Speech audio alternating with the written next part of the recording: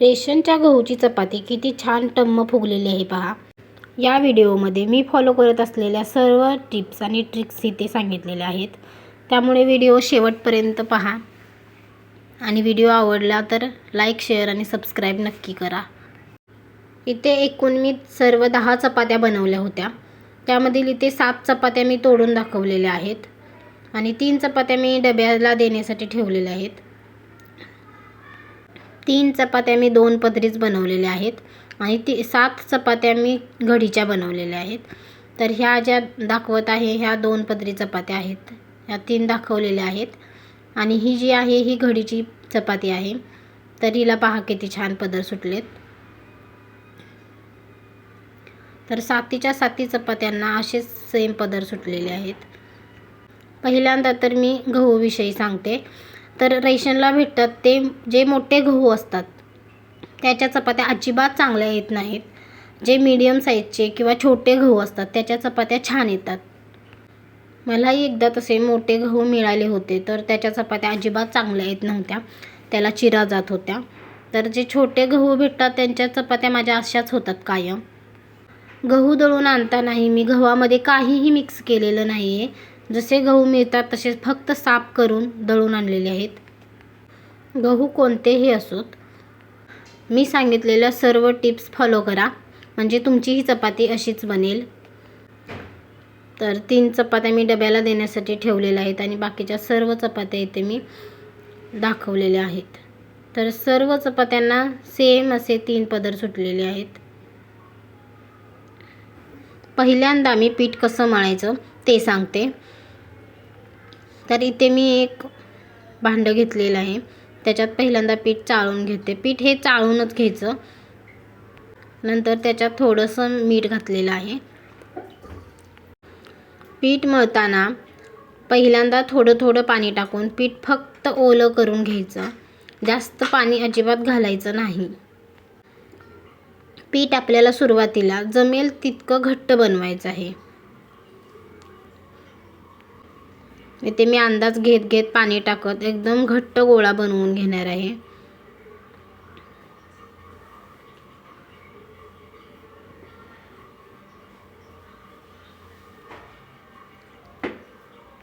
सुरुवातीला पीठ एकदम घट्ट मळायचं आणि घट्ट असतानाच पीठ जास्त वेळ मळायचं. पटकन पाणी घालून पातळ पीठ करायचं नाही. तर घट्ट असतानाच पीठ भरपूर वेळ 5 मिनिट तरी मळून घ्यायचं. कमीत कमी 5 मिनिट. तुमच्याकडे वेळ असेल तर जास्तही मळू शकता, पण 5 मिनिट तरी मळायचं. 5 मिनिटानंतर 1 ते 2 चमचे पाणी एका वेळेस घेऊन थोडंसं पाणी मिक्स करत पीठ मळायचं आहे. एका वेळी जास्त पाणी घेऊन जास्त पीठ पातळ करायचं नाही आहे. पीठ आपल्याला घट्टच पाहिजे. नंतर आपण त्याला भिजत ठेवणार आहे 15-20 मिनटं. त्यावेळेस ते अजून थोडं पातळ होतं. त्यामुळे मळताना पीठ घट्टच हवं आहे आपल्याला. नंतर पाणी घालायचं आहे, तेही एकदम थोडंसं घालून थोडंसंच पातळ पीठ करायचं आहे. जास्तही पातळ पीठ नाही झालं पाहिजे. जेव्हा आपलं सगळं पीठ तयार होईल चपात्या लाटण्यासाठी त्यावेळेसही पीठ थोडं घट्टच हवं आहे आपल्याला. चपाती सहज लाटता आली पाहिजे एवढंच पीठ पातळ पाहिजे. इथे मी 15 ते 20 मिनटासाठी पीठ झाकून ठेवलं होतं. नंतर झाकण काढून थोडंसं तेल लावायचं पिठाला आणि परत एकदा छान मळून घ्यायचं 2 ते 3 मिनिट. नंतर त्याचे समान आकाराचे इथे मी गोळे बनवून घेतलेले आहेत. तर माझे 10 गोळे बनलेले आहेत. नंतर पिठाचा एक गोळा घेऊन तो कोरड्या पिठात बुडवून घ्यायचा आणि थोडासा लाटून झाल्यानंतर वरून तेल लावायचं. तर तेल थोडंसं जास्त लावा. मी रोजच्या चपातीला एवढं तेल नाही लावत, पण इथे दाखवण्यासाठी थोडंसं जास्त लावलेलं आहे. पण हे अतिही नाही आहे, एवढं तुम्ही लावू शकता. माझं कमी तेल लावलं तरी चपात्या माझ्या छान फुगतात. तर एवढं तेल लावून गोळा डायरेक्ट पिठामध्येच बुडवायचा म्हणजे जास्त पीठ लागत नाही. आपण जर वरून भुरभुरलं तर ते एका ठिकाणी जास्त पडतं. तर डायरेक्ट बुडवला तर जेवढी गरज आहे तेवढंच पीठ लागतं. नंतर चपाती दुमडून घ्यायची आहे आणि जो वरती अर्धा भाग दिसतो त्यालाही तेल लावायचं आहे आणि अर्ध्या भागाला पीठ लावून त्रिकोण बनवून घ्यायचा आहे. तर इथे त्रिकोणाचा गोल बनवण्याची माझी एक पद्धत आहे. मी नेहमी त्याच पद्धतीने चपात्या बनवत असते. तर मी तसा गोल करून घेतलेला आहे त्रिकोणाचा. आणि चपाती लाटतानाही अशाच पद्धतीने लाटायची आहे, ती मी दाखवलेली आहे त्या पद्धतीने. लाटणे पुढे मागं करत चपाती लाटायची आहे, गोल गोल फिरवायचं नाही आहे. व्हिडिओत मी दाखवत आहे ते पहा, तसं लाटायचं आहे. पुढे मागं लाटणं करत चपाती मोठी बनवून घ्यायची आहे. आणि चपाती एकदा जास्त मोठी झाली की नंतर तिचे काठ लाटायला सुरुवात करायची. आता मध्ये चपाती लाटायची नाही, आता इथून पुढे फक्त काठ लाटायचे आहेत.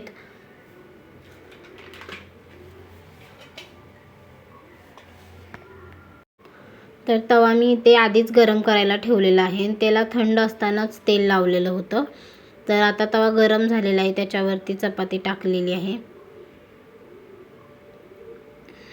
तर तवा एवढाही गरम करायचा नाही की टाकल्या चपाती तव्याला चिटकेल. तवा जास्त गरम असेल तर चपाती तव्याला चिटकते आणि डाग नाही पडले पाहिजेत पटकन चपाती टाकल्या. तर काही जण एवढा गरम तवा करतात की चपाती टाकली आणि आपण पहिल्यांदाच पलटतो त्यावेळेसच भरपूर डाग पडतात चपातीवर. तर इतका गरम तवा नाही करायचा आहे.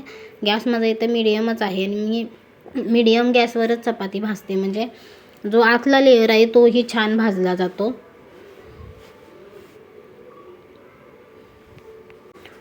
तर घडीची पोळी असूनही किती छान फुगलेली आहे, पाहू शकता इथे.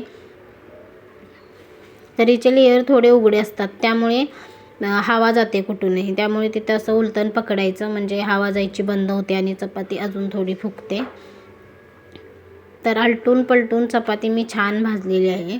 अशी मीडियम गॅसवरती चपाती भाजली की जास्त डाग नाही पडले तरी ही चपाती छान भाजली जाते. आणि फास्ट गॅस ठेवला तर पटकन डाग पडतात व चपाती कच्ची असल्यासारखी लागते. तर गॅस मीडियम ठेवायचा, लोही ठेवायचा नाही. गॅस जर लो ठेवला तर चपाती पटकन भाजत नाही, तिला खूप वेळ लागतो आणि मग ती वातड होते. तर त्याच पद्धतीने मी तुम्हाला इथे दुसरीही चपाती बनवून दाखवत आहे.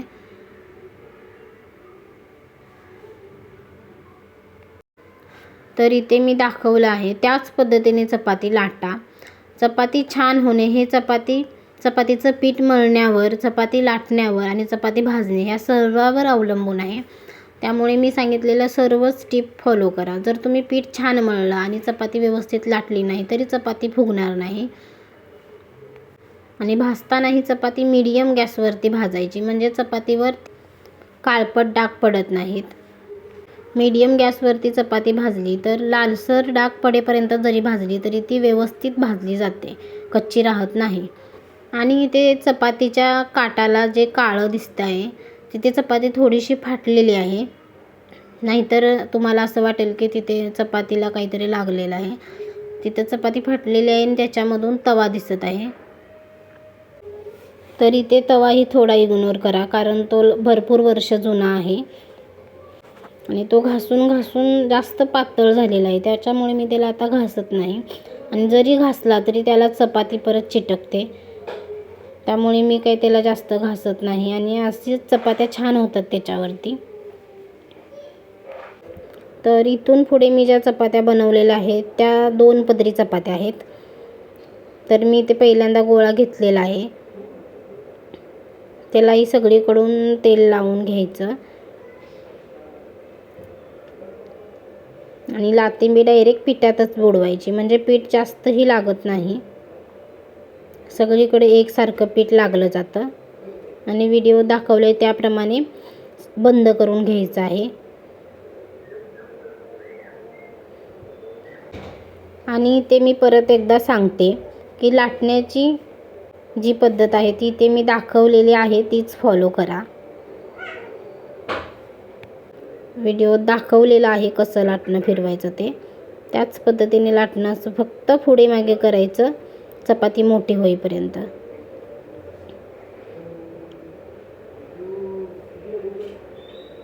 तर चपात्याही मी भरपूर मोठ्या बनवलेल्या आहेत, असं नाही की गोळा मोठा आहे आणि चपाती एकदम छोटी बनवलेली आहे. चपाती एकदम पातळ बनवलेली आहे. माझा तवाही खूप मोठा आहे आणि पोळपाटही मोठा आहे. तर ही चपाती जी आहे ही एकदम टम्म फुगली जाते. पण ही किती जरी टम्म फुगली चपाती तरी ही घडीची चपाती खूप वेळ मऊ राहते आणि खायलाही ती छान लागते.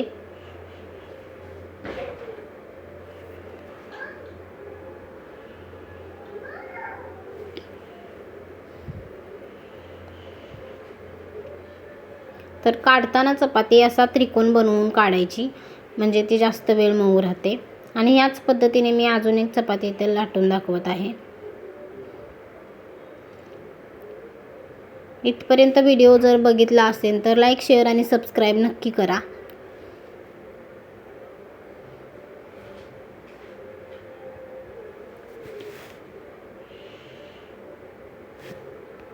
मी जेव्हापासून चपाती बनवायला शिकले तेव्हापासून मी रेशनच्याच गव्हाच्या पिठाच्या चपात्या बनवते.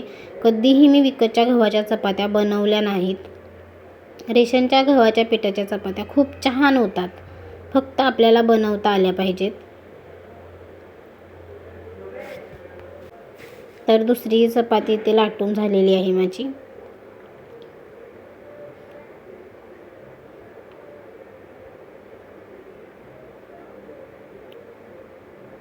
तर तेल कोण कोण लावत नाही, तर ज्यांना लावायचं असेल त्यांनी लावा. नाही लावलं तरी चपाती ही छान टम्म फुगतेच.